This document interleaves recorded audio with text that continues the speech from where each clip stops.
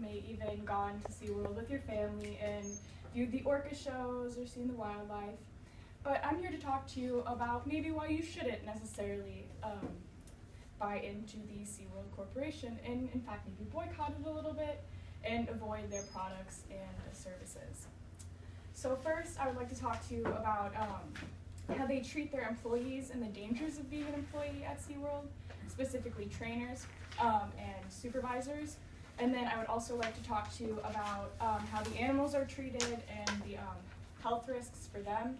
And then overall, like legality issues with SeaWorld and some suits that they've been in the past few years. So first of all, going into the employees and how they're treated.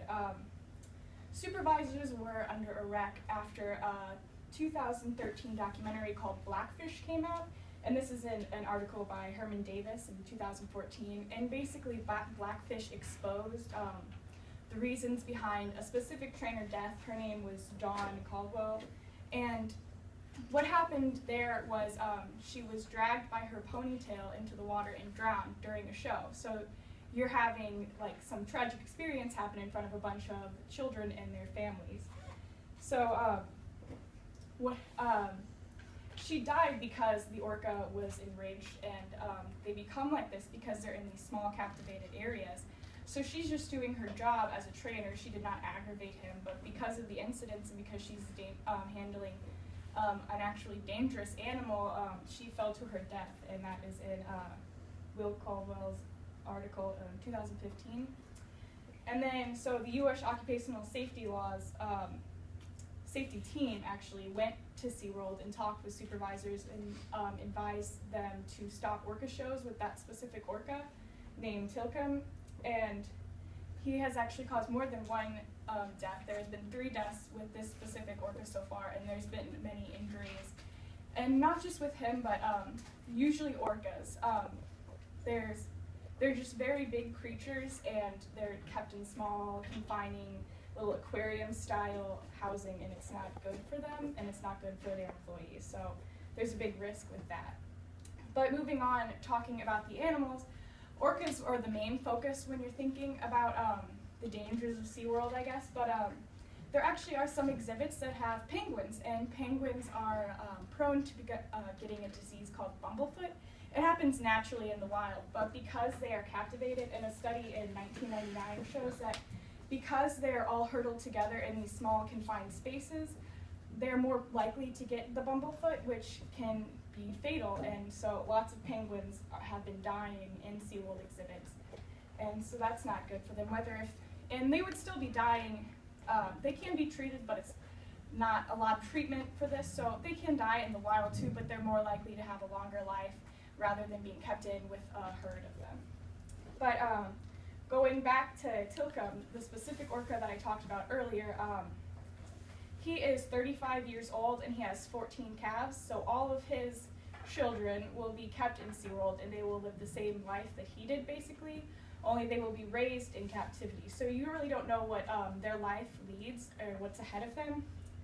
But Tilcomb is actually gravely ill, and that is because he's being kept in these harsh circumstances, because orcas typically can live dozens and dozens of years after 35. They can live, they have very long lifespans, but because of his captivity and his treatment, he really doesn't get much exercise. You're confined in something that's basically just like a third of the size, or not a third of the size, 2/3 of the size of what he would normally be needing just for like basic life, something substantial for him.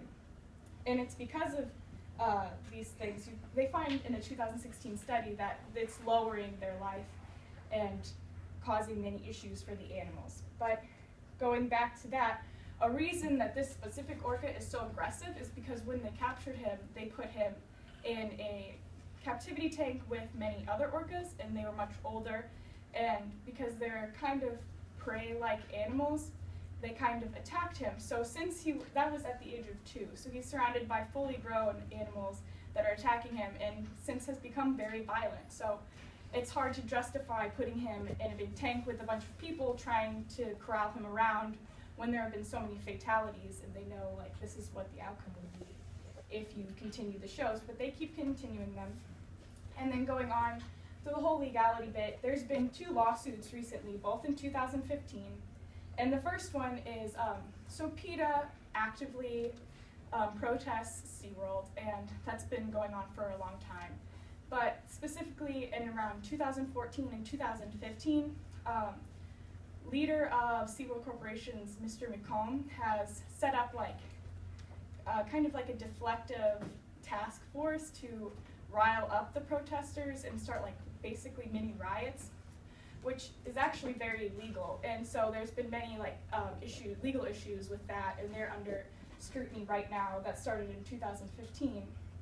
And then keeping going on to that same year, just 6 months later, there was a false information profit gain, which means that they're putting out commercials and ads about the treatment of their animals and saying how they're taking care of them, but basically nothing in the report was true.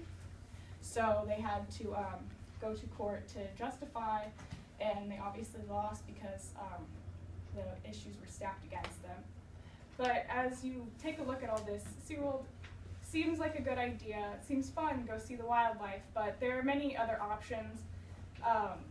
This isn't necessarily the best one. So I encourage you to think about this as you plan your family vacations. But also tying it back into the pillars, this is just an example of unethical leadership. So I think it really sets an example for us as students, how would you run something of your own?